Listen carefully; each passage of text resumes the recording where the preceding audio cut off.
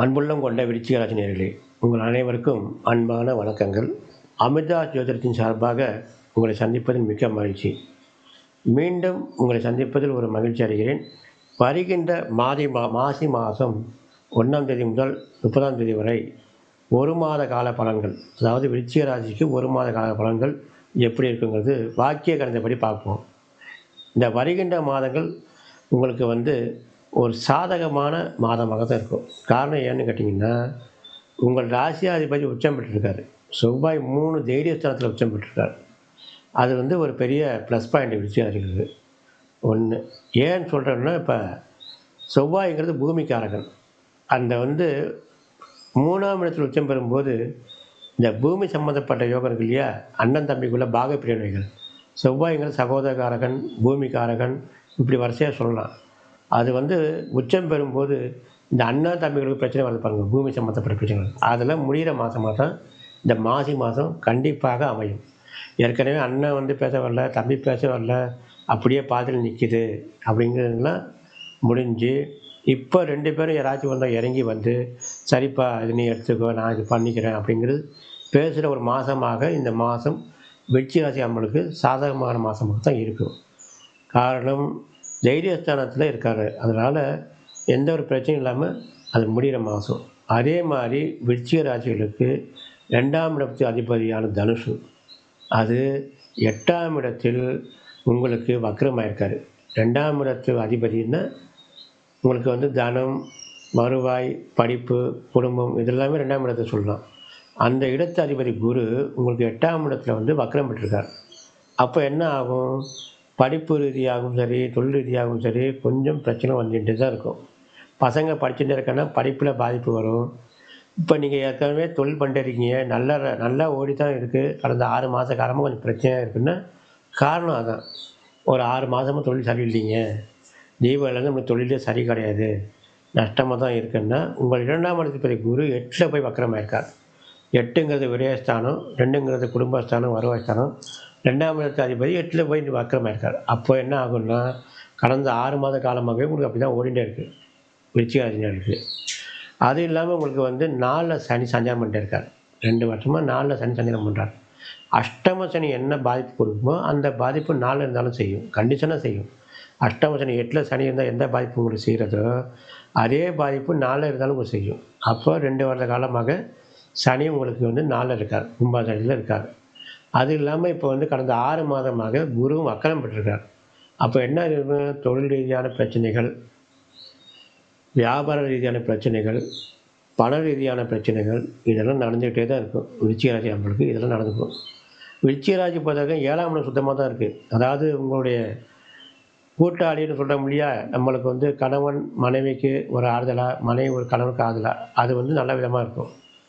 அந்த ஒரு ஆறுதலில் தான் இப்போ நம்ம லைஃபே ஓடிகிட்டே இருக்கும். பொதுவாக பார்க்கவே இப்போ கணவனுக்கு பிஸ்னஸில் நஷ்டம்னு வச்சுக்கோ, நம்ம வீட்டில் ஏன் நீங்கள் இந்த மாதிரி கவலைப்படுறீங்க, பார்த்துக்குவோம், வருகின்ற நாட்கள் நல்லா தான் நம்ம வந்துடுவோம் அப்படின்னு ஒரு ஆறுதல் சொல்கிற மாதிரி என்னன்னா இப்போ விருச்சிக ராசி ஓடிட்டே இருக்குது.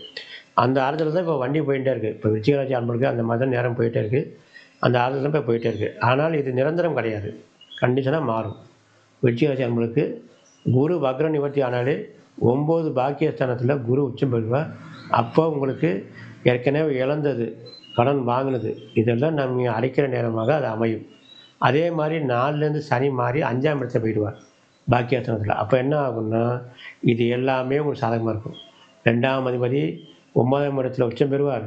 அதே மாதிரி 4ஆம் இடத்துலேருந்து சனி வீகி 5ஆம் இடத்துல போகிறதுனால விருச்சிக ராசினருக்குள்ள ஒரு மீண்டும் பழையபடி வர மாதிரி ஒரு நல்ல சூழ்நிலையான காலமெல்லாம் அமையப்போகுது. அது எப்போ அமையும்னா, வருகின்ற மார்ச் மாதம் முதல் அந்த நேர காலம் ஆரம்பமாகும்.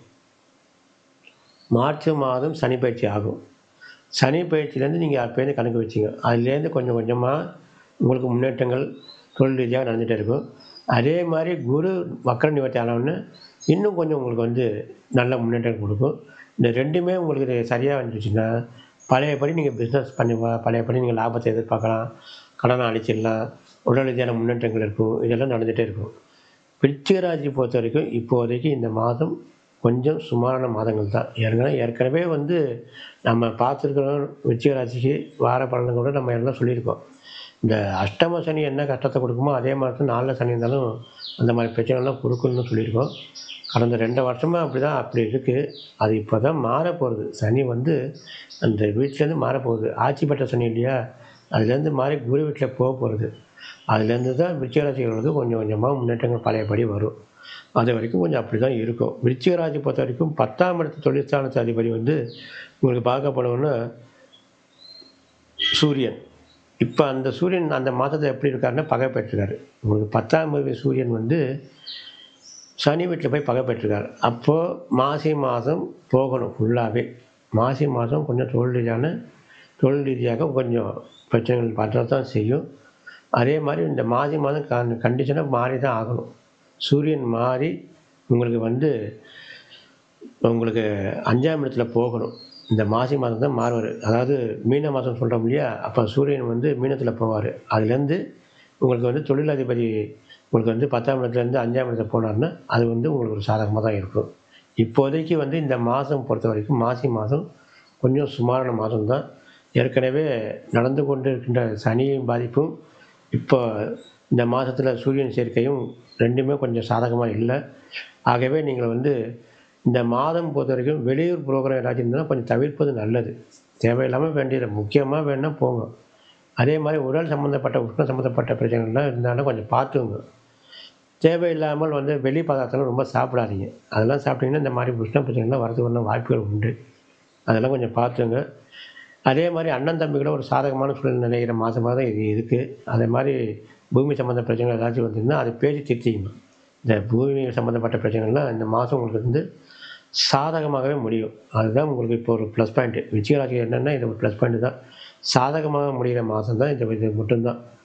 இதை வந்து நீங்கள் பயன்படுத்தி கொண்டு இதை வந்து எவ்வளோ சீக்கிரம் நீங்கள் இந்த மாதத்தில் முடியுமோ அது மாதிரி பாருங்கள். அது உங்களுக்கு ரொம்ப சாதகமாக இருக்கும். மீண்டும் உங்களை மறுமுறை சந்திக்கும் வரை உங்களிடமிருந்து விடைபெறுகிறோம். நன்றி, வணக்கம்.